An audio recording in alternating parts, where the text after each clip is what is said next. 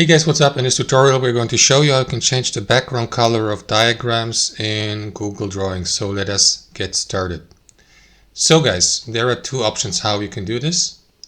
So let us discuss option number one, and that would be changing the fill color of objects and shapes of your diagram or that you inserted or added into your diagram. So what you want to do is left click into the given object, like let me go with that rectangle here of that mind map, left click into it, select fill color here at the top, and then what you want to do is choose one of these colors here, or go with transparent, or use the color picker, or create a custom color by clicking into that plus button. Use that slider here to find your preferred color. Let me go with something like this.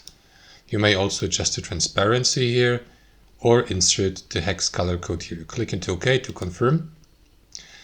And you may do that also, for instance, for, let's say, more sophisticated diagrams like this one here with rows and columns.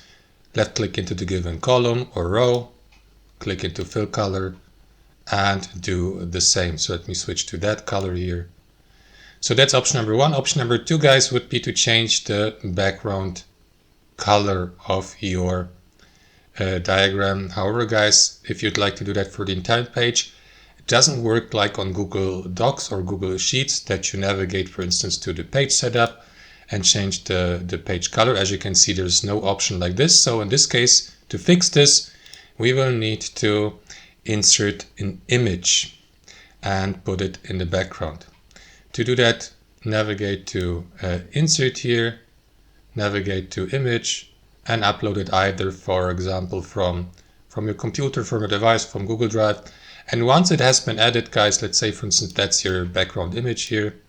For the sake of this tutorial, what you need to do is click into arrange and then here and send it to back so that it is the background image. Let me resize it